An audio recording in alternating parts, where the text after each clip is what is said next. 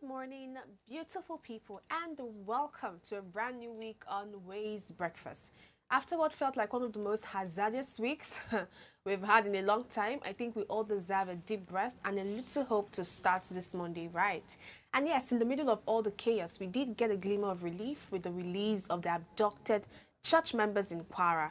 It's a reminder that even in dark moments, light still breaks through. So today, as we dive into conversations that matter, we're choosing clarity over fear, truth over noise, and hope over helplessness. This is your youthful, energetic, no-nonsense morning show, and we're here to help you start the week informed, grounded, and empowered. Welcome to Ray's Breakfast. Let's get right into it by firstly meeting my incredible, delectable, amazing Triumph.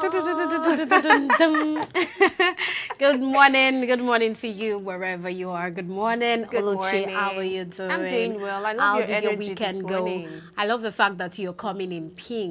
I think that's the color. You already know pink is my favorite color. I did not know. You're just You telling don't know? me. Yes, I That's never what observed. I always have different favorite color every new month, so that's why you probably didn't know. It could be orange tomorrow, or maybe purple, or indigo, or cockroach But I like brown. your present choice of favorites right now. I like that. The pink is really looking Triumph, good. I did come across a very disturbing trend on TikTok, right? I know Nigerians have this way of making light of situation.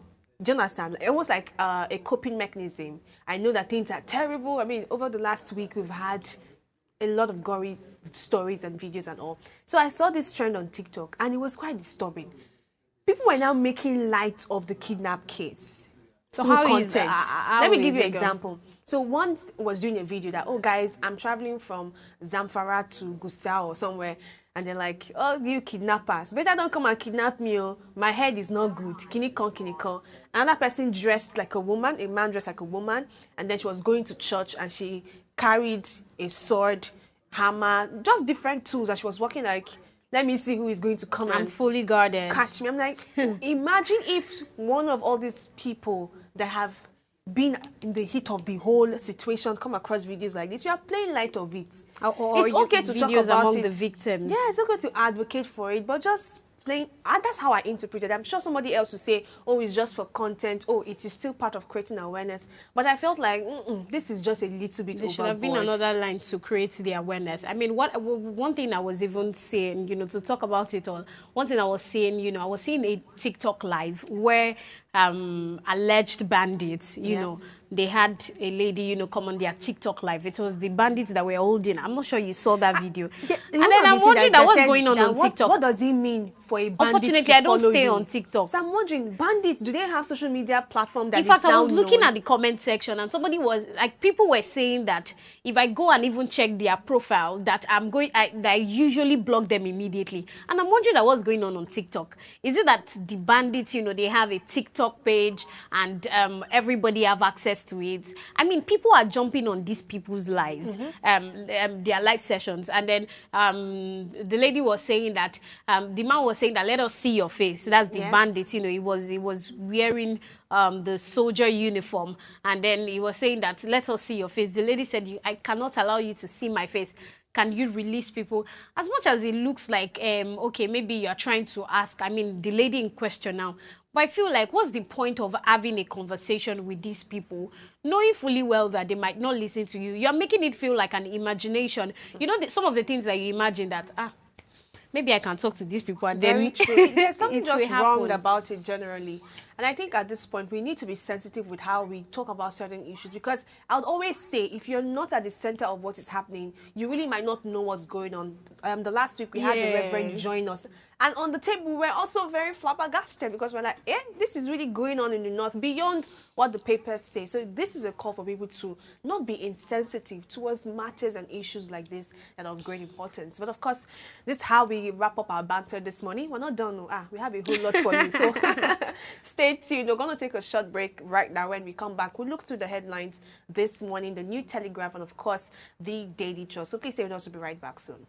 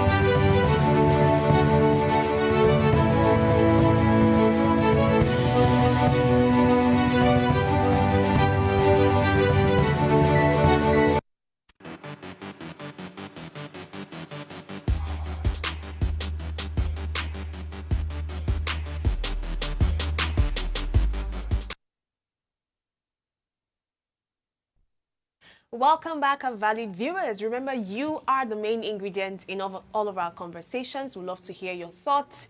Our phone lines are open. Please call us on 0702 5007749 or 0701424240. And if you're yet to subscribe to our YouTube channel, it is at Official Upgrade TV. Click the subscribe button, like, share the link, tune in to channel 145 on your Go TV and be part of what happens here every morning. So now we're going to take a look at the papers. We have the New Telegraph and we have the Daily Times. And just take a guess, everything that we're going to be discussing will touch insecurity. Even our hot topic is asking the big question, why is it still persistent? So Triumph will be starting with the Daily Times. All right, let's take a look at what is making headlines in the front page of the Daily Times news. I'll begin with something that really looks like hope and something to make us happy, right? Before I go into all the details, we don't have much stories. Now to the screaming headline, 38 kidnapped Eruku church worshippers regain freedom. We are grateful to the effort of, everybody, who kept crying out, Yes. the voices of people. But I think Oluchi will speak better about that. The 38th kidnapped Eriko Church worshippers have finally regained freedom. However, the questions that I now found out that people are asking is that how did you release these people? Who released them? On what grounds? What did you pay? Not that we are just seeing it on the news, just saying that 38 kidnapped Eruku church worshippers regained their freedom. How did they regain their freedom? And I also think that this is one conversation that they owe us. This is one thing that they owe us.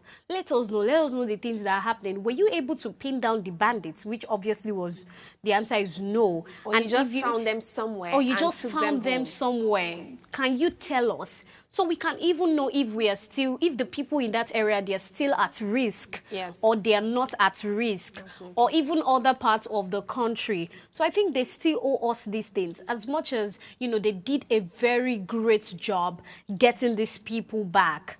However, you should still give us the important information that we were supposed to know about all this. So congratulations to, the families of these people. Congratulations to Nigerians, honestly. Congratulations to Nigerians. I was watching a video where one of this content creator, philanthropist, went to visit one of the, that elderly woman in that video that was circulating from the kidnap that night. Yes. That woman that was struggling to walk. I saw that the man visited the woman, went to Kwara State and gave her a lot of money, the woman was just crying. She was really happy. So I'm really glad about this. Is a victory for all of us in Nigeria. All right. So to the last story that I'm just going to take, we don't have much stories on the Daily Times, is withdraw policemen from VIPs to police court duties. Tinubu orders IGP. Now, Tinubu is coming out to say that get police away from these VIPs. Stop protecting these people. Let the policemen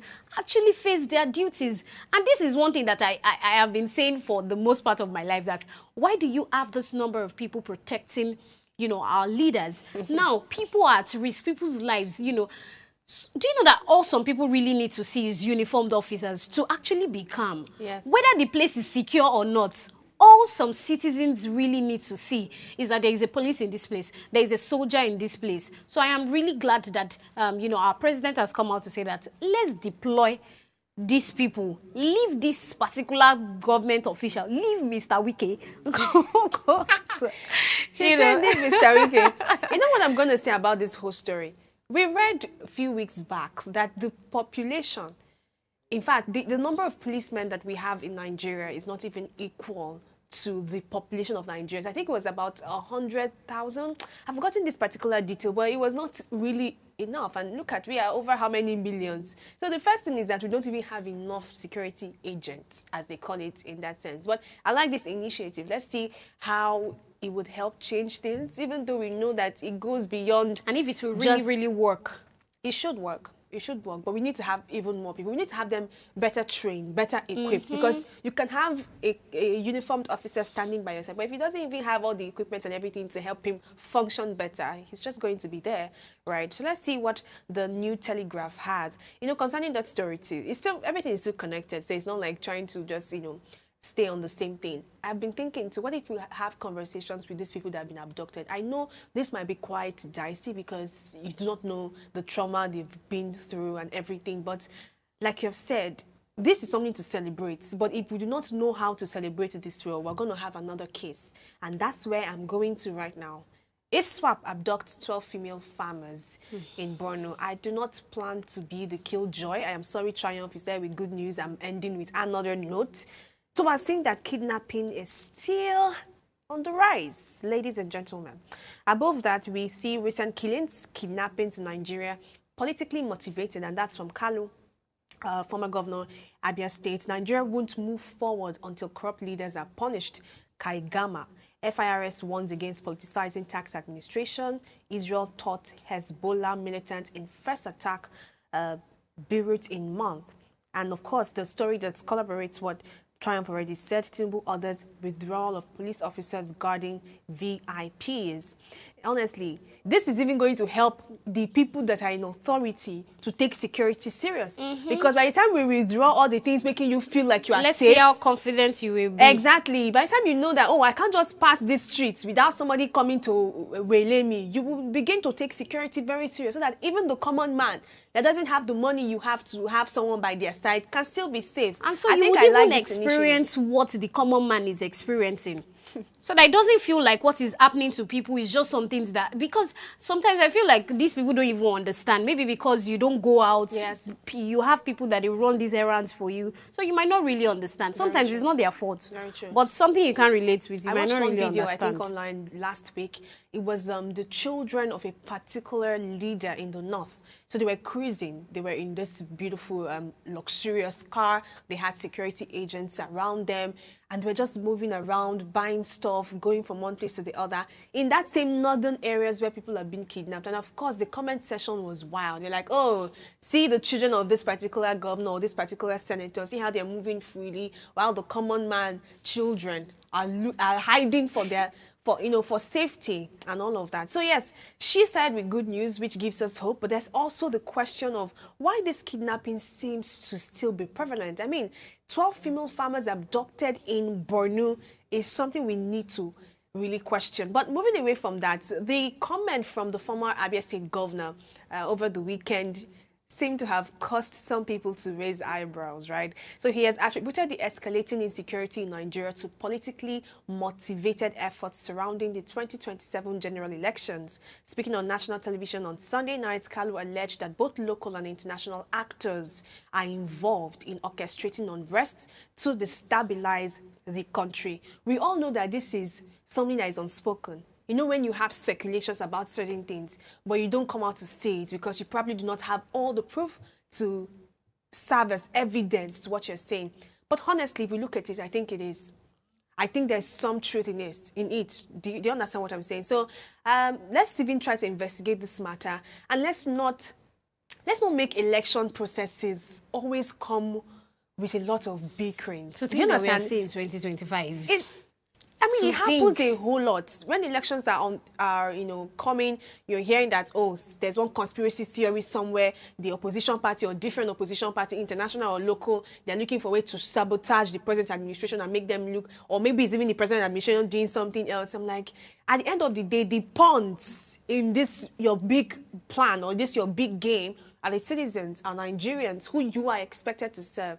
All of these are just speculations, of course, that are hidden in our hearts. But we're asking the question today, why is kidnapping still existing in Nigeria? Of course, we have three wonderful guests who have joined us this morning. We'll take a short break, and when we return, we're heading straight, just from the headlines, into this conversation proper. Let's get to hear from our guests. So our viewers, be on standby.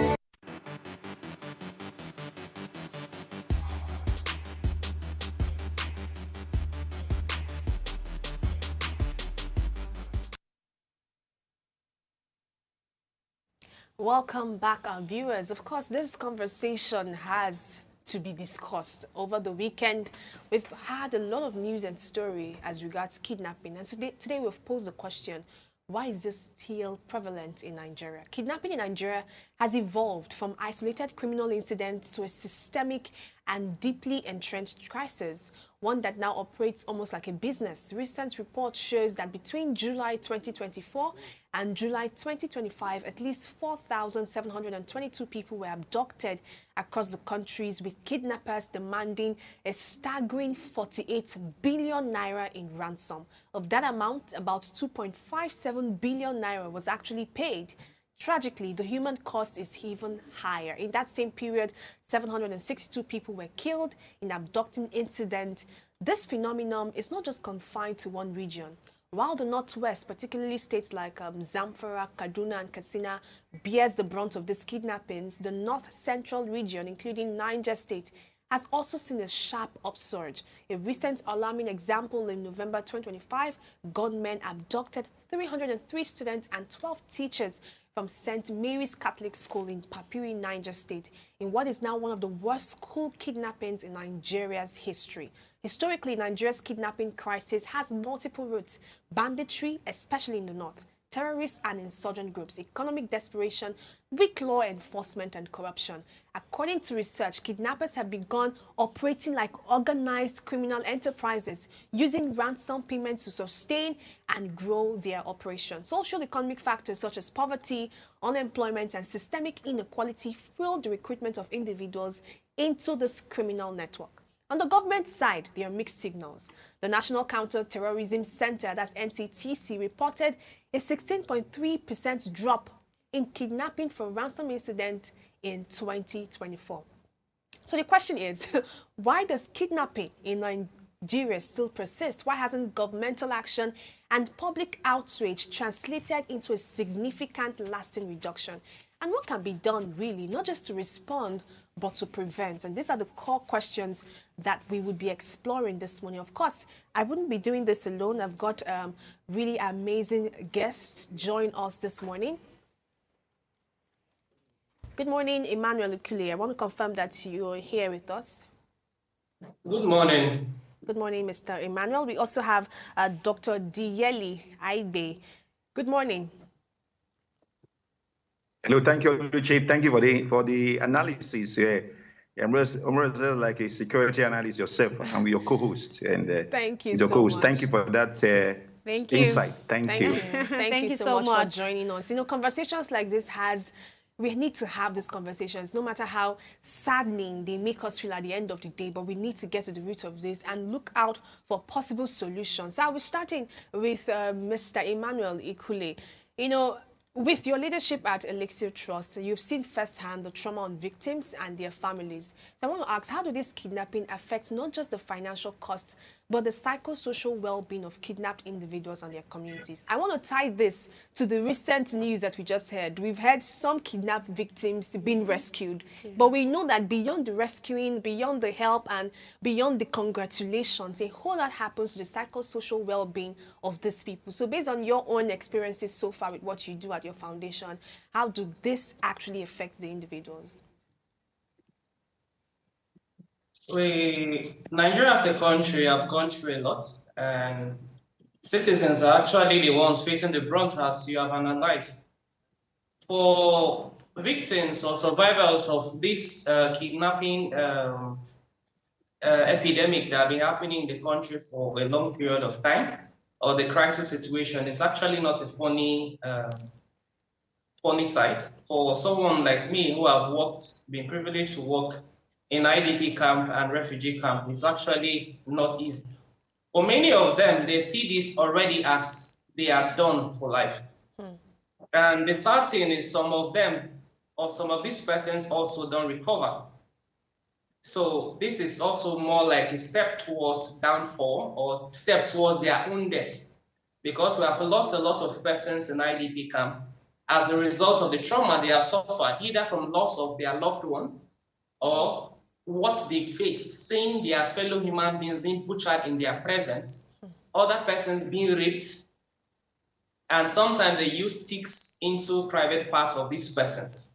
So what they face, what they see, and their own experience, coupled with where they live their life after such experiences. Just imagine that you are staying in a house, your own house, with water and everything very sufficient. You have the food and everything in your barn and everything is okay. And all of a sudden, just within one night, you have been displaced to a point that you are sleeping on the ground, no matter how cold it is and all that. So these persons outside, just like outside the physical, most of them get sick. Most of them mentally, they don't get well again. Some persons go. And let's take a look at this story that takes us. Please go ahead. We can still hear you.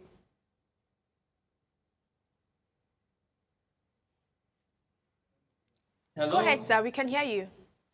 Oh, we're still with you. So this affects them psychologically. It affects the way they reason. It affects, it's like trauma for them.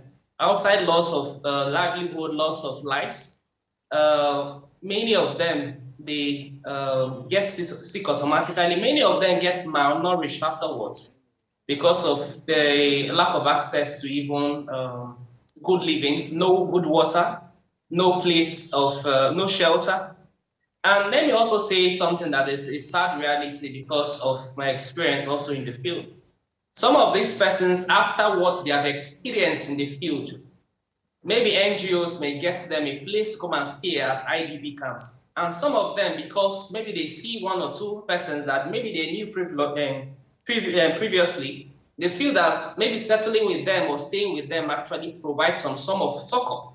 But sometimes that is the beginning of another trauma in the sense that some of these persons give them accommodation, but that is to get access to their bodies. So because I'm giving you accommodation, I still come in the night and sleep with you, and you don't fight back because you are getting shelter, because it's also access to food for your children. So in the presence of your children, somebody comes and sleep with you because it's giving you this thing. So, and another sad thing is those saddled with protection of lives and property, that is the government. Most times they say the good news online, but physically they are not there in the field. You hear a lot of billions being spent online, but if you go to the field or go to these IDP camps, you don't see that there. So there's a lot of audio developments, audio support, and all that. But even in camp, people die daily of lack of access to healthcare. So just look at our hospitals, the state they are currently. I remember taking my dad to, before we lost him this year, to Federal Medical Center, API, and the place was full with cobwebs and everything, as if people are not going to that particular place. And even one needle and syringe was not even present, so you have to go outside to go and get it. Then talk about people that are in displaced situation, where in such places they may not even be close to healthcare services. What does the government even do in trying to bring doctors to them to treat them? These things happen maybe once a year. But the one time they come, they loud it in such a way that you feel they have treated everything. I've seen a situation of experienced situation where I had to take somebody from the camp, a child, to the hospital. We stayed there for about a week because the dad was not even there present. And the man married 3 wives. One died to epilepsy. And the trauma of that particular death resulted to the child of a 3-year and the other one of 5-year. They stopped talking for about a year. They stopped communicating. They were just mute like that. And the father was nowhere to be found. And the other person was caring for the first 7 children that belonged to her. The other ones, they were on their own. So this child had pie, and because of that, they allowed her to sleep on the bare ground. Meanwhile, the children were sleeping on the little mattress. We had to take her to the hospital for 1 week. She came back. The next week, we took her again. The third time, we had to take her with Ministry of Health, Ministry of Women Affairs, to take her to orphanage home where she has stayed, and for some years she has been there. So the situation it's a sad thing with this person's experience. But if you have not been there, you feel, oh, it's a normal thing. And based on how well those in government talk have been attending to it.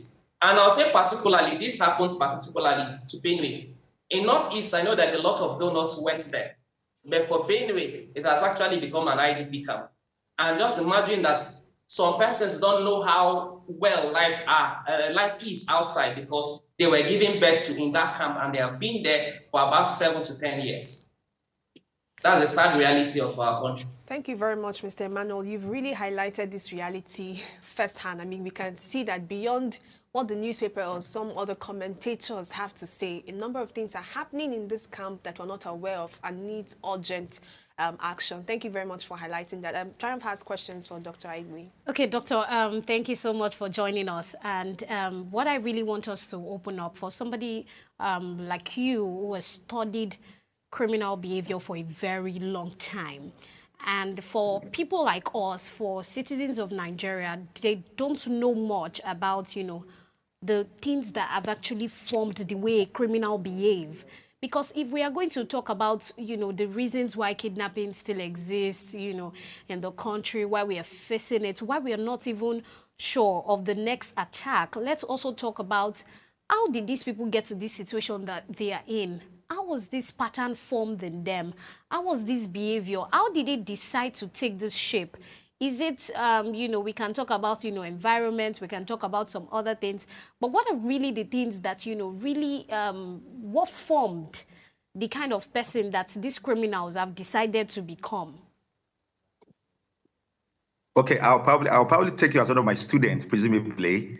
I want to bring out the Positive School of Criminology. I want to make it more academic now before I go to the reality of it. The Positive School of Criminology, look at it under Cesar Lombroso, talked about the sociological perspective of criminology, you look at the psychological perspective of criminology, and the biological perspective of criminology. Like we look at sociological perspective of criminology, looks at the issue of poverty, unemployment, which is probably one of the trigger factors that leads to kidnapping, want to survive, poverty in the land. But if you look at the Classical School of Criminology by Cesar Beccaria, he talked about the rationality of why, if I go into criminal behavior, kidnapping, why do I need to go to and work and do a white collar job when I can kidnap highbrow person and make millions instantly, become a millionaire instantly, and I'll not be caught and the ransom will be paid. You know, so they look at the rationality under the Classical School of Criminology by Cesar Beccaria. Then we look at the Positive School of Thought by Lombroso. Look at the aspect of the sociological perspective of crime, unemployment, poverty in the land. These are the trigger factors that want to criminal behavior. But like you give analysis of it about what Oluchi said about 48 something billion, or is it billion or trillion now, that has been spent in ransom. There's a research work I'm doing now on the kidnapping from ransom, implication to national security. We can see what is happening to our national security now. We are under security. There is a looming national chaos in national security. We are talking about, we made a recommendation to government to use state police. Is it going to go a long way of combating this thing? Oluchi gave an analysis. Okay, you yourself said something about that, how the people have been released. Nobody was caught. Nobody was arrested. Nobody was persecuted. And why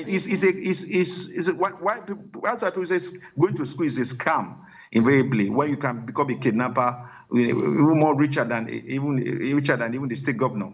Or they look at Evans, one of the richest kidnapper in history, you know. And so the resources are there. Instead of kidnapping, is like a career path which they have tried to adopt now, and it's like a cashing out of it.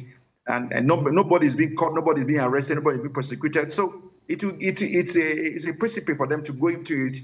And under the Classical School of Criminology of Cesar Beccaria, talking about the rationality of it. If I go to kidnapping, I can, within the space of 6 months, I become instant billionaire. They're going to do a white collar job. You know, so you can see and it's hitting on our politics. We're going 2027 election is coming up, and in Nigeria, creating has given the yardstick of Donald Trump to come in now, because our government is not doing the needful. Ability to turn intention to action have been lacking, have been dismal. You know, just rhetorics, just making rhetorics, no action of it, and corruption in the system. no, I don't know your name, please. I know Oluchi. I don't know your name. Triumph. You can see. Okay, Zion. Triumph. Triumph. Okay, triumph. Okay, wow. So we need to triumph this insurgent, this insecurity in the country. Maybe your name will work for us as a country. Because we need to solve the problem. Because Nigeria, creating the fears of Nigeria now, 2027 election, because you don't expect to go and vote when I know my life is not at stake, and there's insecurity in the country. So I think ability to turn intention to action has been lacking and been dismal. I could remember this analysis is one of my platform. I talk about during the 8 years of Buhari government, we spent about 11.18 trillion naira. The money spent 2015, 2016, 2017, 2018, 2019, up to when he left government. I will now start counting Tinubu's government, about 11.18 trillion. We're just raising those funds. You're just raising funds. This money is not being accounted for. And you can see, So I love him as he's trained. The command and control system in the military. You don't question the authority. You don't question the people you work for. So the money, it doesn't trickle down to those who, on the field workers, who does the operation work. So that's why the bandits are audacious. They know nothing will happen to them. There's a weak governance structure. There's corruption in the system. Our leaders are just for themselves alone. Once I'm comfortable, Nigeria can go to hell. So that's the narrative, and that's the kidnappers now. Trump does give an analysis that Pierre will be released. How? As a criminologist and as a people that gets intelligence, and most of the 11 jobs are compromise that standard. You tell you how much are you going to earn as a policeman. We'll settle you. Don't worry. It's organized crime, like Trump had just said. It's organized crime. It's not just it's not for a minor or someone that is not well trained in it. They're organized, they're well structured. So you release them. How did you release them? How did the fund was this transferred? Who paid this ransom? No accountability of it. And nobody will be prosecuted. Nobody will be punished. So it's really the wrong signal that Nigeria is turning towards a failed state. These are the features of a failed state where because they become a sacred cow. So that's it, and they're using it for you to mop up funds for the 2027 election.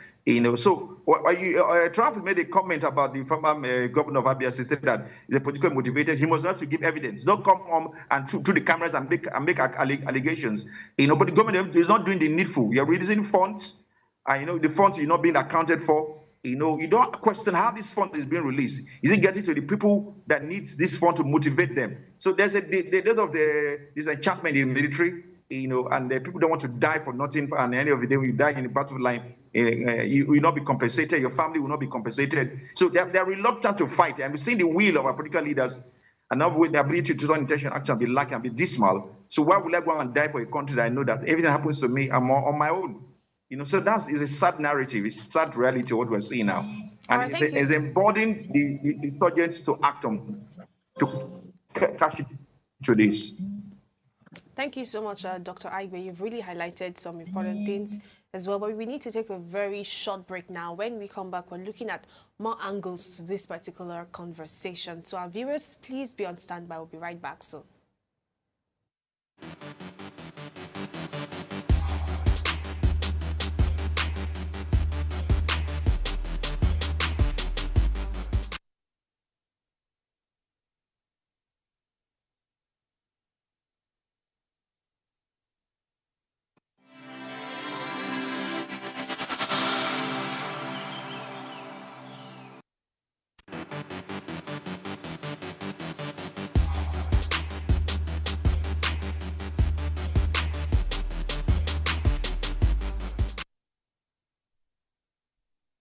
All right, welcome back, our dearest viewers. We've been joined this morning for a very important conversation by Dr. Diali Aigbe, Global Security Consultant and Lecturer at Caleb University. We also have with us Emmanuel Ikule, the Executive Director, Elixir Trust Foundation. Of course, this conversation has these individuals in different sectors, but somehow we still concern security from the intelligence point of view to the, would I call it the empowerment point of view as well. And of course, Mr. Emmanuel firstly started by letting us in on the fact that many times the news, the stories that we get to hear are not always as true, or it doesn't even talk about the realities of these internally displaced persons and people who have victims firsthand of kidnapping. And of course, our doctor helped us to understand the ideologies, the things forming the audacity of these criminals so far. Triumph has like a commentary for Dr. Dieli, so I'll let her take her commentary very quickly. Doctor, you know, you mentioned something Right, about... sorry, Triumph, our doctor is not currently here. Okay. Okay, we still have Mr. Emmanuel here, right? Yes, you do. All right, thank you. So, Mr. Emmanuel, you know, you mentioned a number of things, how that some of these individuals, they come back looking worse, they come back not even good. And in fact, you mentioned specifically that in Benue State, it seems as though there's no even concentration to them. There's no, people are not paying attention as much. People are putting their focus in the Northwest and in other places where it's also heated. I'm now wondering, in your experience, how open are security agencies and government bodies to partnering with NGOs in rescue negotiations? When we're looking at the newspaper review, if you noticed, we highlighted a particular initiative from the president that wants to strip some of all these VIP officials or VIP members of the numerous security personnel that follows them. But I'm looking at a collaboration of, you know, how open are these security agencies basically and government bodies to partnering with NGOs in rescue negotiations and even aftercare processes? I didn't get the last question here. All right, so I'm trying to link this with what we were analyzing on the papers. We looked at a particular initiative from the president to strip VIP members, certain VIP members of the numerous security agents that always accompany them. But I'm trying to link the story to what, you know, NGOs do themselves. So I want to ask, in your experience, do you think it's very open? Or let me just put it this way, how open are security agencies and government bodies to partnering with NGOs in rescue negotiations and even aftercare processes? Did you get me, sir? The government on its own, it's no longer news that the government is not sincere in how they have been handling issues of insecurity in the country. If you look at the water attack, that the DSS notified the military, notified the governor, and the governor of Benue State also shared the information to Governor of Nasarawa. But still, the water happened. About 200 persons, more than that, were being attacked. That's just one scenario. So, and during this whole conversation, information was just between the government and security agencies, not about other persons. Maybe if the NGO would have been part of the process or even informed about anything, there would have been some form of sensitization, early warnings, and all that. For people living around that area to either source ways to, first of all, provide a kind of a first aid defense before also the security agencies, or maybe the government would have tried to also add up security agents around that site to be able to handle what they were expecting. But we know what happened already. So that has been the situation. The government have not really, and because they know very well, if you relate with CSOs or NGOs, certainly we will not second towards payment of ransom. Okay. Because indirectly you are equipping these persons, these murderers, these criminals, and as long as you are empowering them, and as long as they are seeing the juicy incentive attached to their criminal activities, this will only continue. It won't stop. As long as they continue to enjoy the fruits of this criminality, it will continue. So if the government is really sincere with all these steps, we at our level can always try to play the part of trying to sensitize communities, give early warnings as well. Like some of the activities, currently we are looking at formation of community policing committees in one of the local governments in Benue State, that is in Way West. And one or two other local governments, actually, they are working with persons to have these community policing committees that will include security agencies, include NGOs, include the community and all that, to ensure that they work in harmony, share intel, and everything that can lead to an extent provide some form of first aid protection at that local level. But if the government had been willing to work with us, then we would have been doing this far more. So most times government monies goes to security agencies and may also goes to these bandits. But in trying to empower or put money on ground in those communities and see how at that local level we can have community policing that will function with all the necessary support on ground to ensure that they protect themselves, it's not done. So that is why this continual payment of ransom. And as you said, it's a sad reality. I think last year, the government came out and telling people that you shouldn't pay for ransom, that it is bad that we shouldn't pay for ransom. But when same government that is telling you not to pay for ransom is actually paying the ransom. This, even the former governor of Kaduna confirmed this numerous times.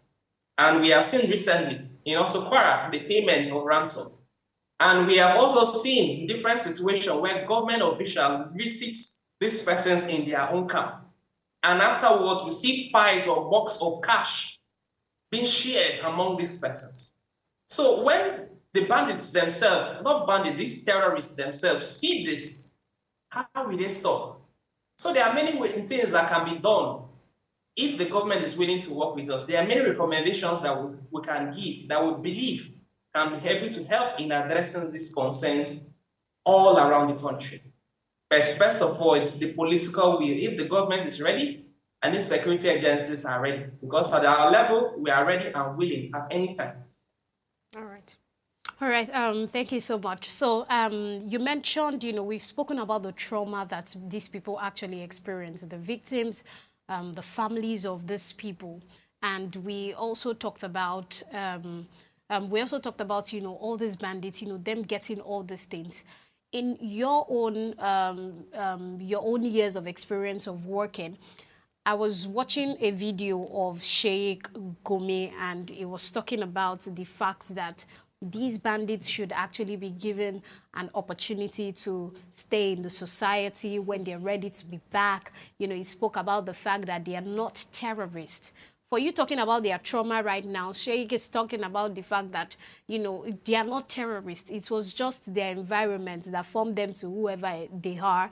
And after a while, if they decide to come back, we should give them the opportunity. So how do you connect, the trauma of these victims? And we hearing things from government officials, from people that should represent the victims, when you're hearing things like this, but they are rather representing the terrorists? Or does that mean that we should actually create a foundation also for the bandits? That would be very funny, Triumph. A foundation indeed. For some of us, it's even mentioning the name Gumi. For some of us, Gumi is a criminal.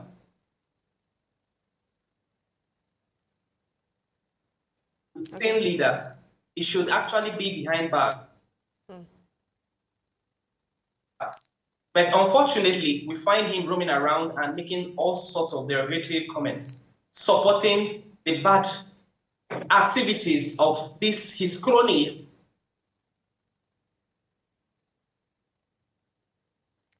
I think we're having a little bit of a network issue. I really would have loved to hear what he has to say about that, because it was coming straight for him. But honestly, okay, we have him back. We keep hearing that the part of they are not also being given budgetary allocations and the rest. But in the same country, just like I said, first he should have been punished.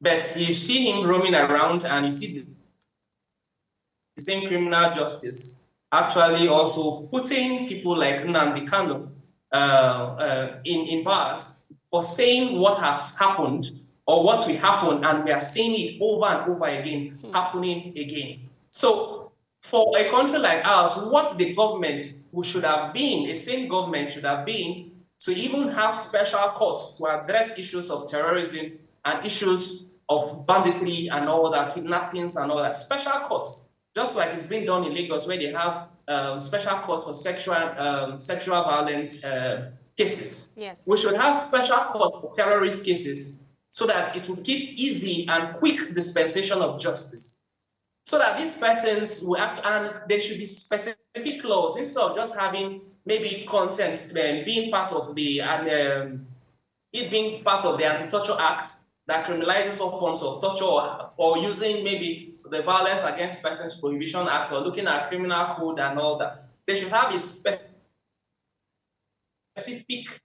law to speak to this particularly and address all these issues once and for all. But why will you even be expecting this from such a government when we know very well that the vice president currently has an affiliation with these bandits? The former person, we know about the Nyanya incident and the rest, and we know very well that the person responsible for that particular bombing was being arrested in the vice president's house. We're also looking at different scenarios where he has sat and have eaten. We have seen him in different pictures eating with these criminals. And then you are having also a Sheikh Gumi talking all around, advocating that budgetary allocation should be given to bandits. In a country that is thinking about growth, that won't be possible. And then you are making Minister of Defense. What is the qualification for our Minister of Defense? When you are looking at all these scenarios, and you are also looking at a situation where if Chief of Defense, Chief of COAS, if he actually comes out and tells military that once you see these criminals, don't wait for command, act immediately, and then they are being replaced. And you see, between 2020 till date, more than 5,000 to 10,000 military office personnel have resigned. Then you know that there's a very big issue, and the government of the day is consistently freeing terrorists and telling them repentant Boko Haram, giving them peace deals, dressing them, giving them money, paying them pension, or giving them money and allowances, while the persons they have displaced, people they have murdered, they are still in IDP camps, and they cannot even go back to their former homes to even build a place. And these same persons that have been killing them, they have occupied their land, and they are living there, and the military, they are aware, and they are doing nothing about it. Another sad scenario just recently in Taraba, where the governor, after a particular committee, particularly the Tiv tribe, about 10 committees were displaced, and they actually packed themselves in one particular location around Takum and the rest. And then the governor came out to tell them that he needs 100 hectares of land to give to the military. And then I'm trying to understand, is that a reward for what? And we want to collect 100 hectares of land from people that have been attacked consistently and give to the military. What's the negotiation about? And immediately these persons rose up that they are going to go to court for being abused and violated. Immediately they are being attacked by Meitala, by Fulani militia. This clearly shows that the government has a hand in everything that has been happening, and this is a script. And when you are talking about issues of you hear things like jihad and the rest, and a lot of persons are feeling that this may be some kind of just little discussions. No, it's a reality happening on ground.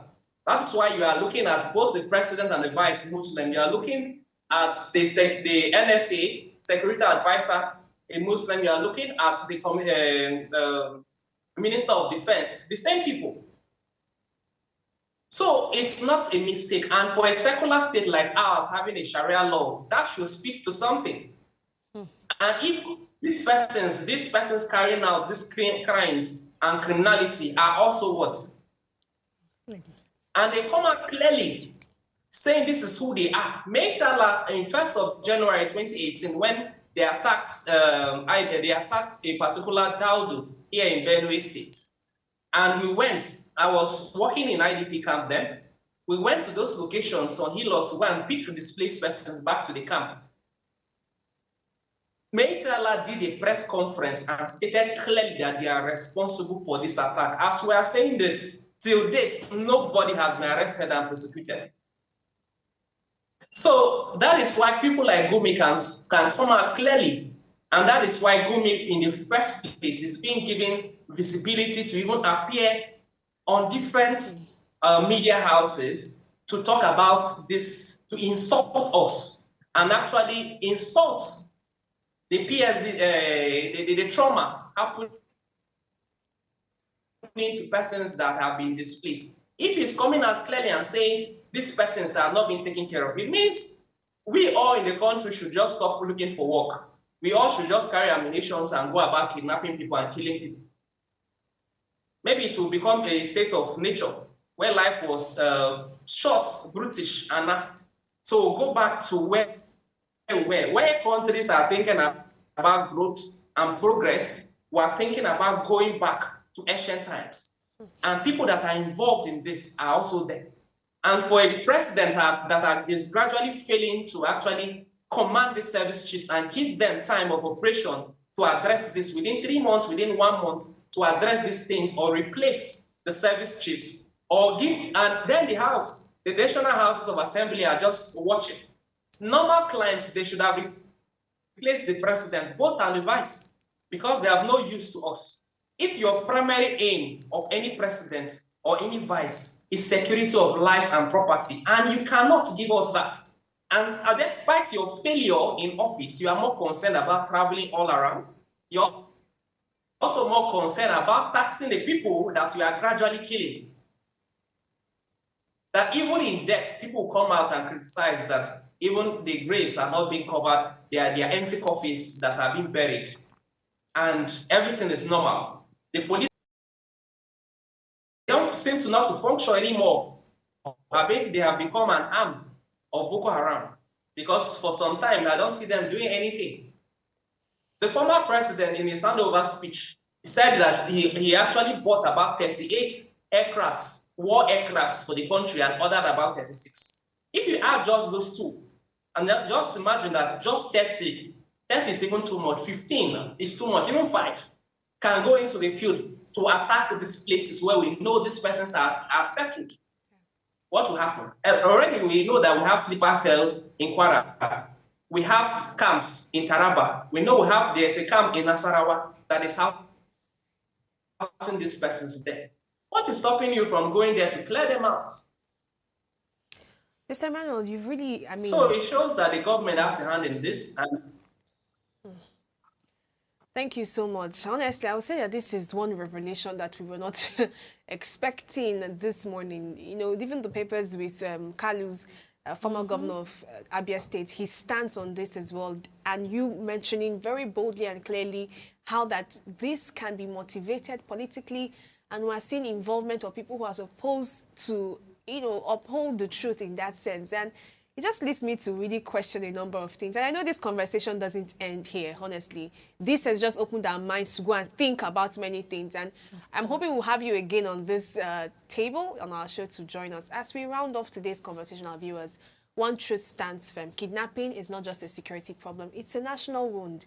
It affects every home, every region, every future. The stories we've heard and the insights shared reminds us that silence is not an option, and complacency is a luxury we simply cannot afford. But there is hope in accountability, in community action, and in leaders and organizations willing to push for real change. May today's conversation not end here, honestly. May it spark the questions, the policies, and the courage needed to reclaim our nation's safety. Thank you for staying with us. My name still remains Oluchi Omenka, and I've got Triumph here with me. We'll see you again tomorrow, 8 a.m. to 9 a.m. Stay sharp. Stay safe.